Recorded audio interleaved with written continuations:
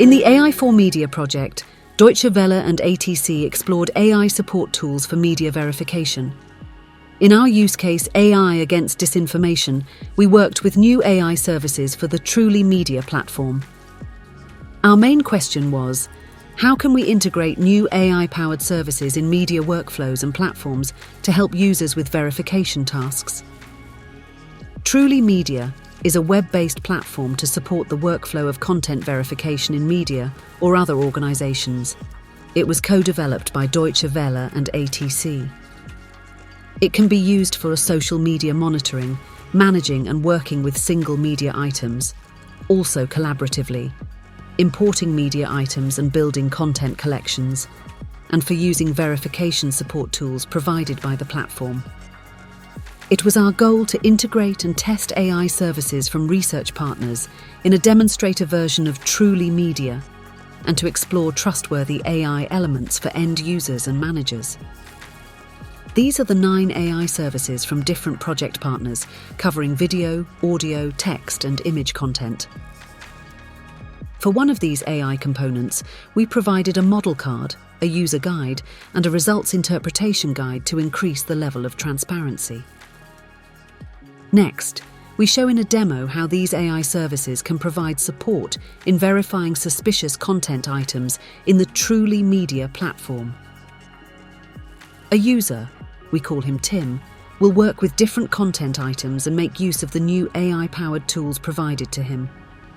He is a verification specialist in a news media organization and user of the Truly Media support tool. What you see is Tim's verification inbox for today. This is a demo collection with different types of media items that we selected to show how these new AI services work, and some of them have been prepared for this purpose. First, Tim selects this video with a speech given by Joe Biden, and he will use the Deepfake detection service. He selects this tool and immediately gets the result. The AI service extracted one face in the video and analysed the probability that it is a deepfake. The probability given here is 87%. Tim is not quite sure what to make of this result the service has given to him, and he wants to learn more about how to interpret this result. And as a curious journalist, he's also interested to know how this AI service works.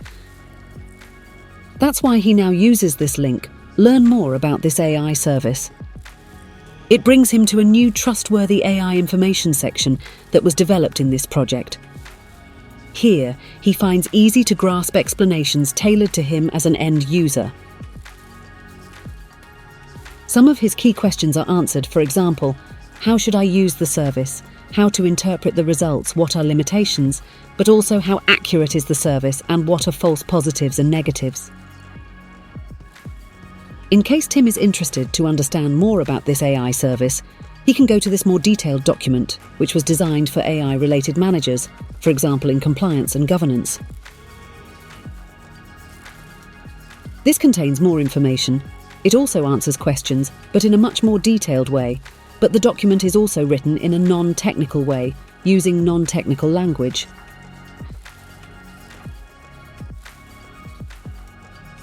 For example, here is explained which models are used by this AI service, which other technologies have been involved.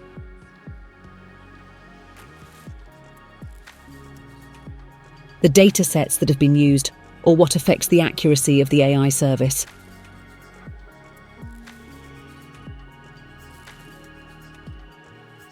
Then there's a section about performance measurement results and how the service performs under adversarial attack. This section here, the last one, details other responsible AI issues or risks.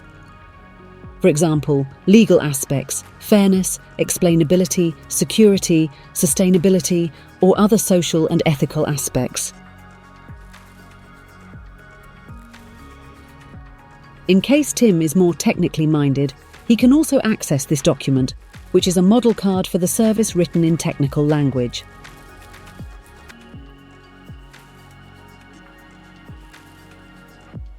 It follows a standardized format that was requested by Deutsche Welle, and the developers have then produced this card.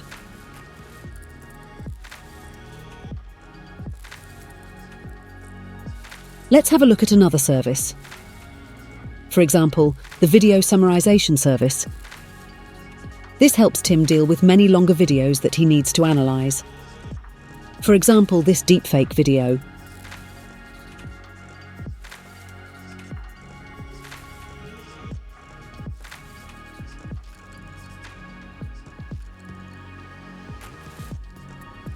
And now, at the bottom of the page, he has this summarised video, which provides key video sequences, and it takes only 27 seconds to watch.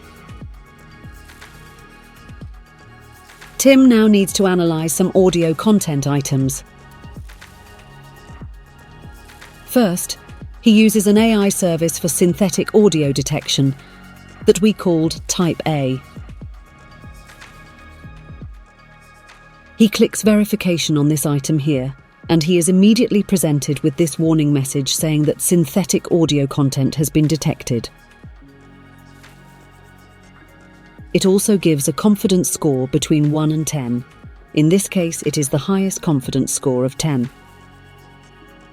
This detection service focuses on identifying synthetic audio generated with one particular audio generation software called Descript. Of course, Tim can also play the audio item for himself and then make his own judgment. He can also use a second synthetic audio detection service that was developed by another technology provider called Type B. For example, to analyse this audio, he can use the drop-down menu to select this deepfake audio detection service. Because this is the first version of the prototype, it currently gives a binary result. It shows a message saying deepfake audio content has not been detected. When Tim does that for another item, he will get a different message. In this case, it says that deepfake audio content has been detected.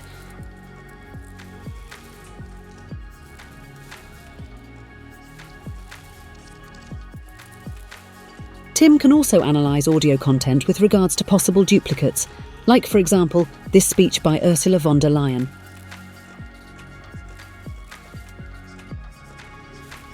The duplicate detection service has automatically analysed the audio track and shows possible duplicates, which are colour-coded for easier identification. Tim is invited to check for himself if this is a manipulated or a logical duplicate in the audio. And he can listen to each of these segments to decide for himself. What Tim can also do now is to compare this version, that looks like manipulated, with a version of the speech published by the European Commission on X, formerly Twitter.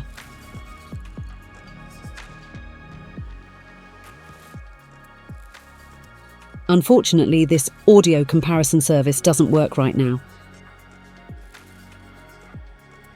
So I'm just showing you a screenshot here what the result would have been.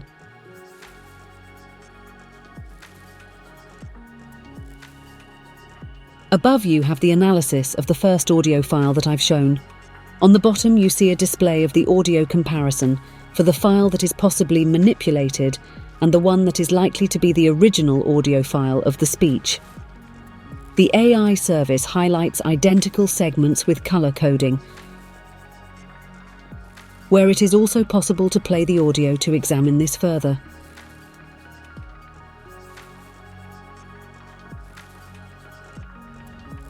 Now, having looked at these two audio forensic services, there is a third one that Tim can use when it comes to audio analysis.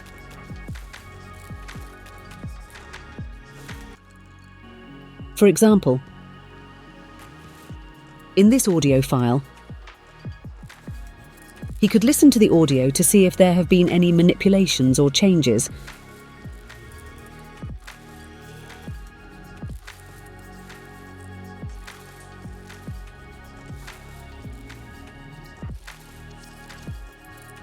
But this is difficult to detect for a human if changes are very subtle. In this case, he can use the microphone classification service, which indicates changes of recording conditions. Indicated by a red line, he can see that changes of recording parameters or the conditions of recording have changed. That can mean that the second part of the audio was possibly recorded with a different microphone device, and the two parts might have been stitched together.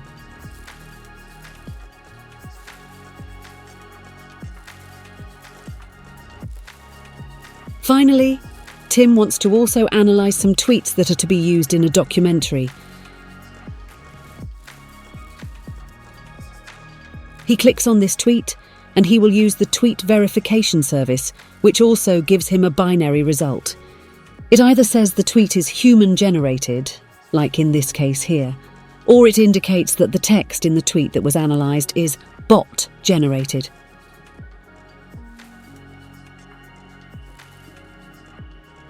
Let's have a look at another service. This is Tim's current collection with items he needs to verify.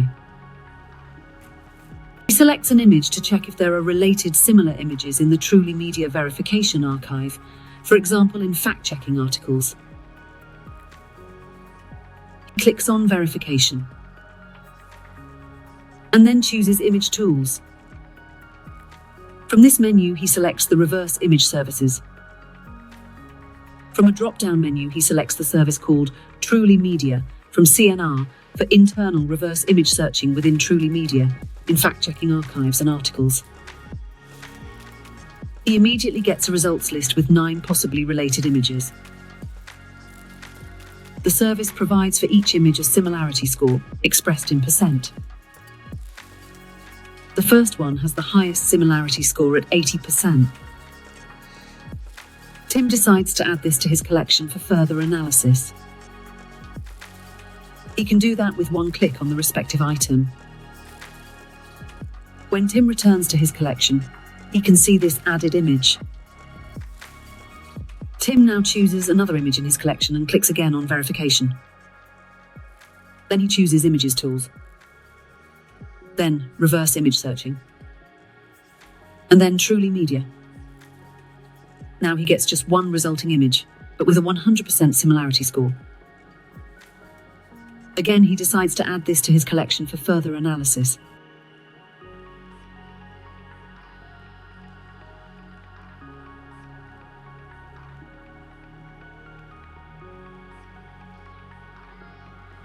This demo has shown how we integrated new AI-powered services for a specific media workflow and an existing end-user platform.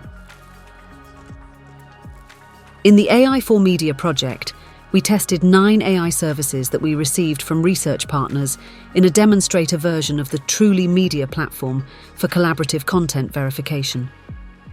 We also explored how one AI component can be enhanced with trustworthy AI elements to increase the level of transparency for end users and managers.